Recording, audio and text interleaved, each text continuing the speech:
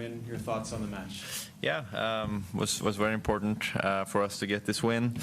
0-8 heading into evening session wouldn't be fun for Europe, so definitely I think game on again. The goal is obviously to try to win 2 out of 2 matches this evening for us. Get it back to 6-all would be incredible going into Sunday, but even if you think about it, 1 out of 2 would also be very interesting for tomorrow.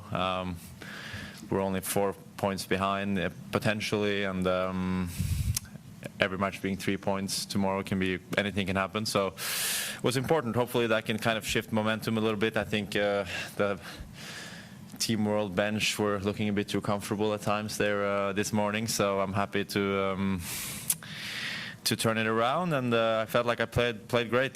Tommy is a tough competitor no matter where you play him, when you play him. We had some really tough matches, and we've always played really tough matches in Grand Slam, so it was fun to play here in Laver Cup. Great, thank you. Let's go to the floor. Anybody have a question for Richard? Osborne, LaverCup.com. Congrats on the win. Thanks. Even though you know bigger points are coming down the line, is there a feeling at all of desperation in the locker room where you guys are feeling our backs are against the wall, or do you not carry that kind of pressure? Not really. I told the guys yesterday in the locker room, come on, I mean, we're all 4 down. We lost all 4 matches today, but 30% of the points have been given out, so don't worry yet. It's still a long way to go for World if they want to win, and for us, we're not that far behind. And like I said, just 1 out of 2 this evening. If we get 1 each, it's only 4 points, and the triple points for tomorrow is going to be huge. And I think, I don't want to talk about it, but if we were to lose these 2 matches tonight, it will be a different maybe story, but we'll keep our heads up. And we saw last year how they clutched up and won 3 matches in a row on Sunday, Team World, and kind of clinched the win there. So even if we're coming from behind tomorrow, we can think about what they did last year, and yeah, it won't be over until it's over on Sunday. And just talk a little bit about your level. Obviously, New York wasn't what you were hoping for. Yeah. Just how you played tonight. It seems to be good. Yeah, it was. I felt really good. I went home after New York, disappointment. I wanted to do well. Did some few adjustments to my equipment, and it's been working out really well. I really feel comfortable. I can hit a little more aggressive, hit more freely. This summer, the ball has been kind of flying out of my racket a little too much, so I've been mixing and tricksing a bit with different strings, different string tensions, and I feel like I've come to a point where I feel a lot more comfortable, and I think my ground strokes were pretty aggressive today, and I hit a lot of nice forehand winners, and that's the type of game that I want to play. And this little break after US Open has in a way done me well, and I feel ready to go this for the rest of the weekend and also for the rest of the year in the fall. Congratulations on your win. Nick Wells, Canadian Press. Just one question. Was there any kind of, pressure or kind of feelings of just concern when you guys were trailing, considering the kind of matches so far today?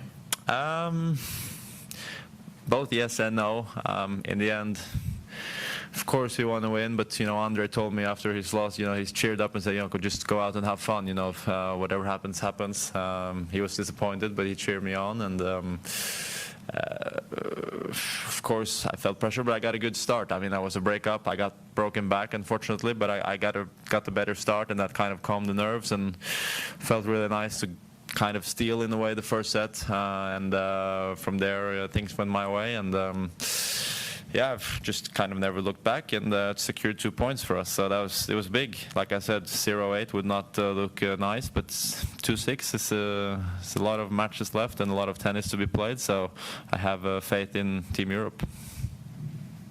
Hi, Casper Ruud for Inside Tennis. On court, you were talking about perhaps being one of the leaders in Team Europe. Being the more experienced player, kind of did you have to step up a little bit more to show what needs to be done to reverse that deficit that you guys came in with today? I don't know. you know, the 2 first years that I played one match each time, and I played the first match, so a very different scenario than today. Starting from kind of scratch, and luckily I was able to win those matches and get our team into a lead. Now we're trailing, but it's in a way an exciting position to be in. It's kind of fun to be on the chase, trailing, and let's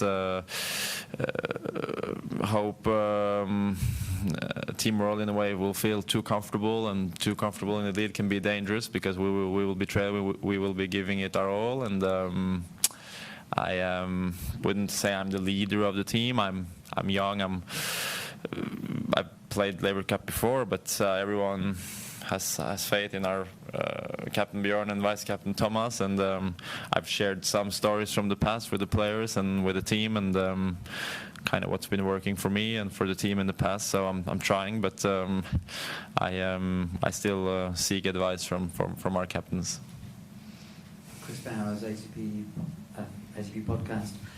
On the tour, if you lose a match, your week's over, because it's a knockout format. Here you can afford to lose a match and your team can still win. Does that free you up?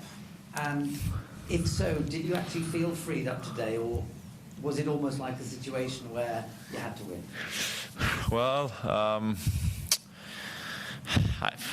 I wouldn't say I played free, because you're 0-6. You think about it, definitely, and if you kind of lose the rest of the matches, it might be, you know, be a really bad lead going into Sunday. But I do think that honestly, ATP or the tour should maybe look into having a couple of more events where you have like a group stage in the beginning of the tournament and then you go to semis or whatever, kind of like we do in what we do in Turin. I think it's interesting, because sometimes you travel so far and maybe you play a great match and you end up losing 7-6 in the third, and you have to wait 10 days to your next match. It's nice sometimes to be able to kind of play a little more free, and I think that's where the group stages, when that comes into play, you'll play probably 3 matches no matter what, and even though you lose the first match, it can still be a chance that you make it into, you know, quarters, semis, whatever the playoffs are, and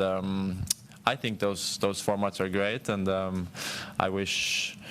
I'm not sure it will change, but I do think it's also good. It's a good feeling for players. You won't feel that much pressure on the first match, and Laver Cup is somewhat similar. You know that there will be matches every single day, and even though you lose, you'll have a chance to bounce back in another day. I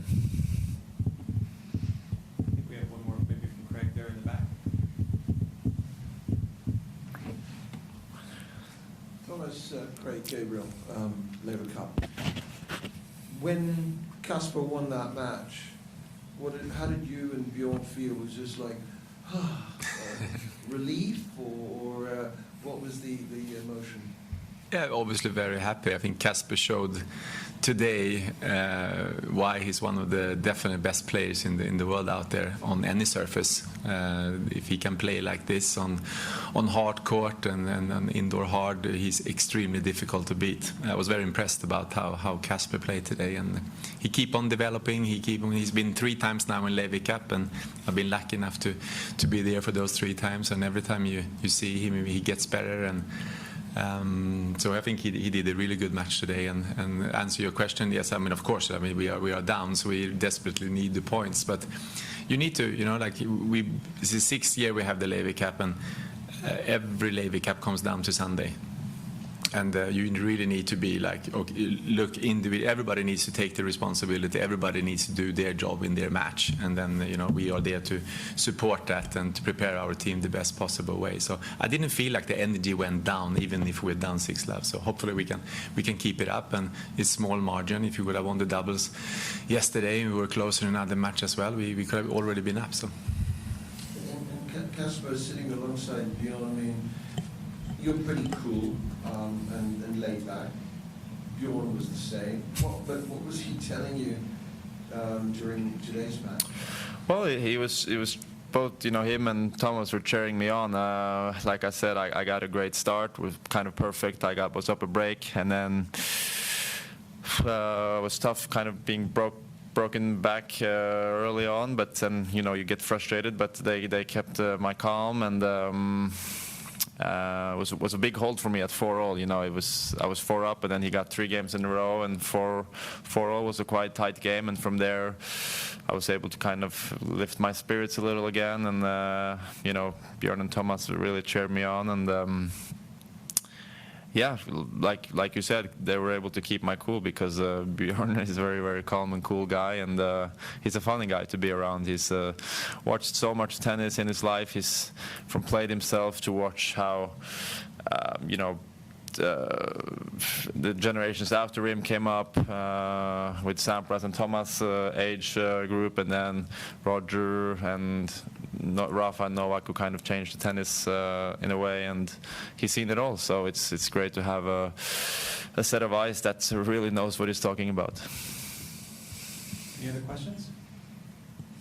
All right, thank you very much. Yeah, thanks.